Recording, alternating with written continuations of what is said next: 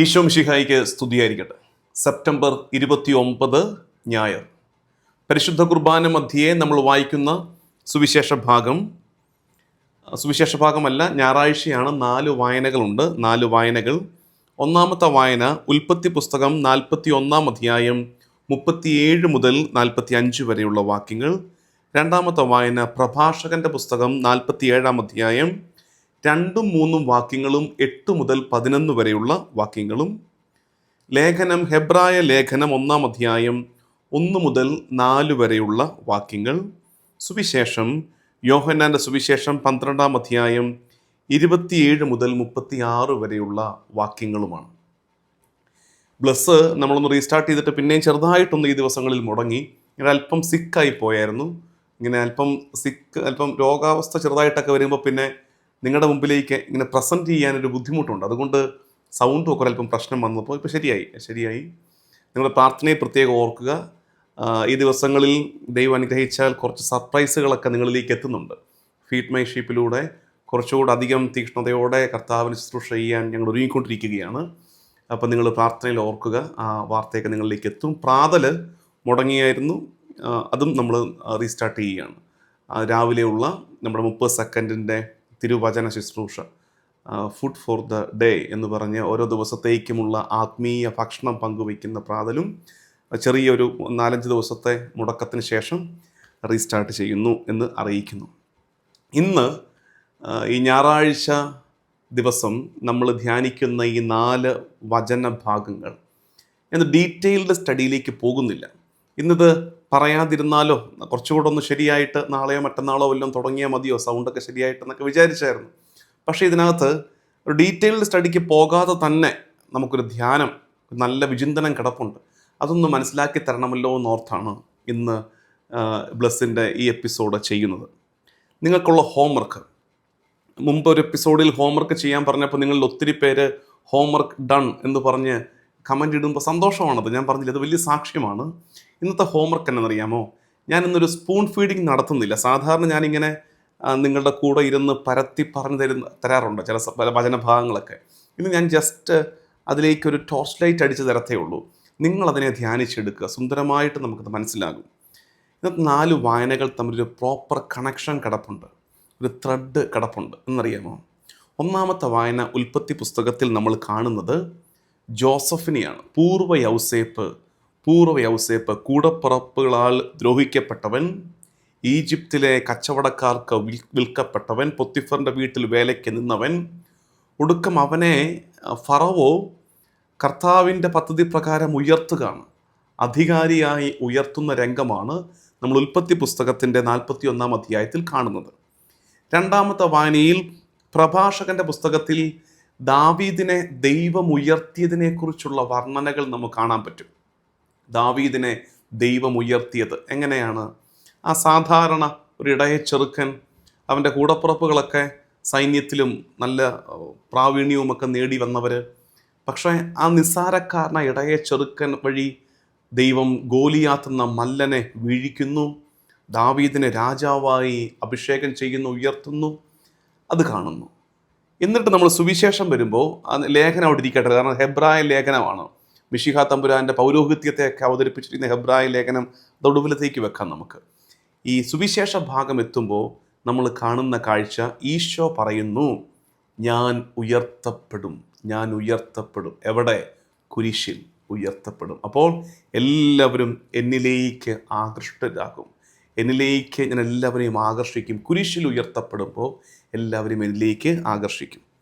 എന്നിട്ടാണ് ഹെബ്രായ ലേഖനത്തിൽ നമ്മൾ കാണുന്നത് 1 അധ്യായം 1 മുതൽ 4 വരെയുള്ള വാക്യത്തിൽ, മഹിമയുടെ വലതുഭാഗത്ത് സിംഹാസന സവിതെ ആരെ ഉയർത്തി നിർത്തി? പുത്രനെ ഉയർത്തി നിൽക്കുന്ന കാര്യം.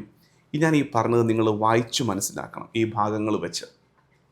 ശരിക്കും ഈ പഴയ നിയമത്തിൽ നിന്ന് ഇന്ന് നമ്മൾ യൗസേപ്പിനെയും ദാവീദിനെയും ധ്യാനിച്ചിട്ട് സുവിശേഷത്തിൽ മിശിഹാ തമ്പുരാൻ ഉയർത്തപ്പെടുന്നു എന്ന് പറയുന്ന ഭാഗമുണ്ടല്ലോ, ഞാൻ ഉയർത്തപ്പെടുമ്പോൾ എല്ലാവരെയും എന്നിലേക്ക് ആകർഷിക്കും. ശരിക്കും ഇതിൻ്റെ പ്രോട്ടോടൈപ്പാണ് ജോസഫും പൂർവ്വ യൗസേപ്പും ദാവീദും. ഇവർ തമ്മിൽ ഒത്തിരി സാമ്യങ്ങളുണ്ട്. ശരിക്കും യൗസേപ്പിലും ദാവീദിലുമൊക്കെ മിശിഹായുടെ സൂചനകളെ നമുക്ക് കാണാൻ പറ്റും. എങ്ങനെയാണത്? ജോസഫ് നിന്ദിക്കപ്പെട്ടു, പീഡിപ്പിക്കപ്പെട്ടു. ഇപ്പുറത്ത് മിശിഹ പീഡിപ്പിക്കപ്പെടുന്നു. ആ പീഡനത്തിന് ശേഷം മിശിഹ ആ പീഡനത്തിന് ശേഷം ജോസഫ് ഉയർപ്പിക്കപ്പെടുന്നു. ദൈവം ജോസഫിനെ ഉയർത്തുന്നു. മിശിഹ തമ്പുരാൻ ആദ്യം കുരിശിൽ ഉയർത്തപ്പെടുന്നു, പിന്നീട് മഹിമയുടെ സിംഹാസന സവിധേ മിശിഹ ഉയർത്തപ്പെടുന്നു. അങ്ങനെ ഉയർത്തപ്പെട്ടപ്പോൾ, ജോസഫ് ഉയർത്തപ്പെട്ടപ്പോൾ എന്ത് സംഭവിച്ചു? ജോസഫ് ഉയർത്തപ്പെട്ടപ്പോൾ അവൻ്റെ കൂടപ്പിറപ്പുകളെ ചേർത്ത് പിടിച്ചു. ഈശോ ഉയർത്തപ്പെടുമ്പോൾ അത് കൂട്ടായ്മയായിട്ട് മാറുന്നു. ദൈവജനത്തിൻ്റെ ഐക്യപ്പെടൽ എവിടെ? സ്ലീവായിൽ, പരിശുദ്ധ കുരിശിൽ സംഭവിക്കുന്നു. ജോസഫിലൂടെ, പൂർവ്വ യൗസേപ്പിലൂടെ മിശിഹായിലേക്ക് നമ്മൾ വളരുകയാണ്. ദാവീദ് ഇടയ ചെറുക്കൻ, ഇടയ സങ്കല്പത്തിൻ്റെ നല്ല ഉദാഹരണം. അതേ ഇടയ സങ്കല്പം മിശിഹായിൽ നമ്മൾ പൂർത്തിയായി കാണുന്നുണ്ട്. ഞാൻ നല്ല ഇടയനാണ്, ആടുകൾക്ക് വേണ്ടി ജീവൻ കൊടുക്കുന്ന ഇടയനാണ്.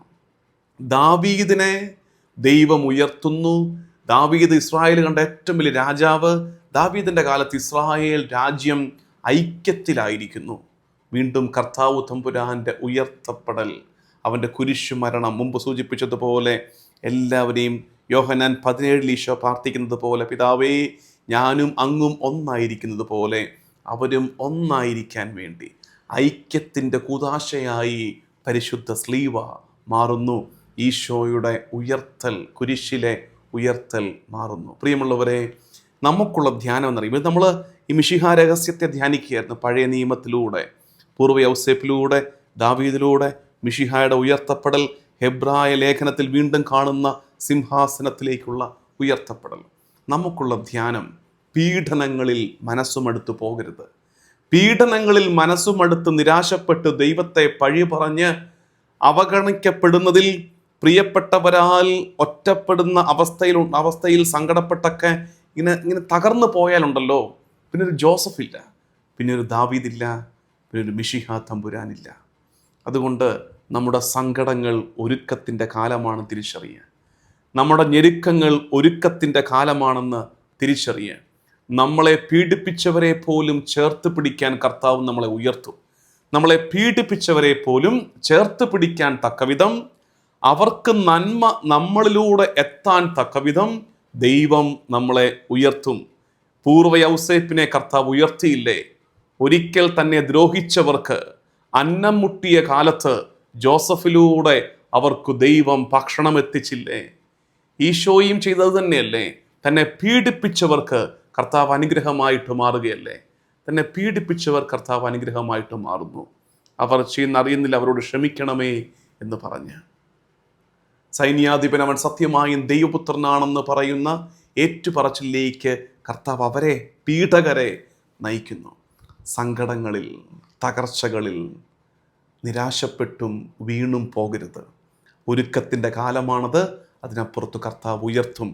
ദാവീദിനെ ഉയർത്തിയതുപോലെ, ജോസഫിനെ ഉയർത്തിയതുപോലെ നമ്മുടെ ഉയർത്തൽ, നമ്മുടെ തകർച്ചയും അതിനുശേഷമുള്ള ഉയർത്തലും ഒരുപാട് പേർക്ക് സൗഖ്യമാകും. അത് ഐക്യത്തിൻ്റെ അടയാളമായിട്ട് മാറുകയും ചെയ്യുന്നു. നമുക്ക് പ്രാർത്ഥിക്കാം. കർത്താവും ദൈവമായ ഈശോ മിശിഹായേ, ഞങ്ങളുടെ ജീവിതത്തിലും കുരിശനുഭവങ്ങൾ ഉണ്ടാകുമ്പോൾ, ഞങ്ങളുടെ ജീവിതത്തിൽ ജോസഫിനെ പോലെ തകർക്കപ്പെടുന്ന അനുഭവം ഉണ്ടാകുമ്പോൾ, ദാവീദിനെ പോലെ നിസാരയായി ഞങ്ങളെ മാറ്റി നിർത്തുന്ന കാലങ്ങൾ ഉണ്ടാകുമ്പോൾ, കർത്താവേ അതിൻ്റെ ഒടുക്കം നീ ഞങ്ങളെ ഉയർത്തുമെന്നും ആ ഉയർത്തൽ നിൻ്റെ വലിയ പദ്ധതിയുടെ ഭാഗമാണെന്ന് തിരിച്ചറിയാൻ തക്കവിധം പ്രത്യാശയും വിശ്വാസവും ഞങ്ങൾക്ക് സമ്മാനിക്കണമേ. നമ്മുടെ കർത്താവ് ഈശോ മിശിഹായുടെ കൃപയും പിതാവായ ദൈവത്തിൻ്റെ സ്നേഹവും പരിശുദ്ധാത്മാവിൻ്റെ സഹവാസവും എന്നും എല്ലാ കാലവും കൂടെ ഉണ്ടായിരിക്കട്ടെ, ഇപ്പോഴും എപ്പോഴും എന്നേക്കും. ആമേൻ.